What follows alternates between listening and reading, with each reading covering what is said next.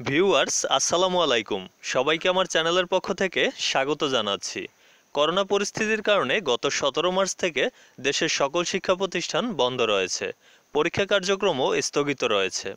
এমন পরিস্থিতিতে degree, honours এবং মাস্টার্স সকল বর্ষের শিক্ষার্থীদের অ্যাসাইনমেন্টের মাধ্যমে মূল্যায়নের একটি সিদ্ধান্ত এসেছে। সেই বিষয়টি নিয়েই আজকের ভিডিওতে আলোচনা করব। তার আগে একটি অনুরোধ, আপনি যদি আমার চ্যানেলের নতুন দর্শক হয়ে থাকেন তাহলে চ্যানেলটি সাবস্ক্রাইব করুন এবং ইতিমধ্যে চ্যানেলটি সাবস্ক্রাইব করে থাকলে অসংখ্য ধন্যবাদ।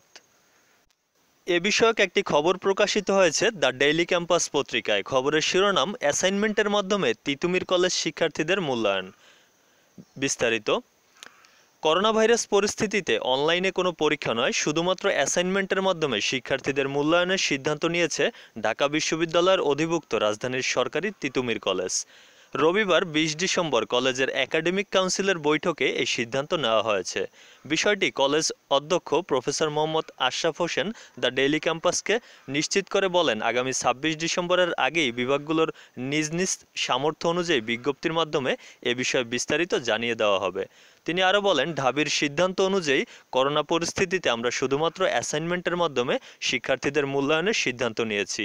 এ পরিস্থিতিতে অনলাইনে কোনো পরীক্ষা নেওয়া হবে না, তবে পরবর্তীতে অবস্থা অনুযায়ী পরীক্ষার বিষয়ে সিদ্ধান্ত নেওয়া হবে।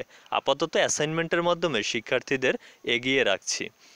7 কলেজের পরীক্ষার বিষয়ে ঢাকা বিশ্ববিদ্যালয় কর্তৃপক্ষ জানিয়েছে, অধিভুক্ত সরকারি 7 কলেজের বিভিন্ন বর্ষের অনার্স, মাস্টার্স, ডিগ্রি, প্রিলির একটি ইনকোর্স ও টেস্ট পরীক্ষা অগ্রাধিকার ভিত্তিতে অনলাইনে 26 ডিসেম্বর 2020 থেকে 15 জানুয়ারি 2021-এর মধ্যে কলেজসমূহ নিজ নিজ সামর্থ্য অনুযায়ী শেষ করার ব্যবস্থা নেবে। এছাড়া একটি অ্যাসাইনমেন্টও নেওয়া হবে। অর্থাৎ আপনারা বিষয়টি ইতিমধ্যে বুঝতে পেরেছেন যে ঢাকার সরকারি তিতুমির কলেজ কর্তৃপক্ষ কিন্তু উদ্যোগ নিয়েছে যে অ্যাসাইনমেন্টের মাধ্যমে মূল্যায়ন করার। সেই বিষয়টি এই খবরে প্রকাশিত হয়েছে এবং যেখানে কলেজের যে অধ্যক্ষ রয়েছেন তার একটি বক্তব্য প্রকাশিত হয়েছে।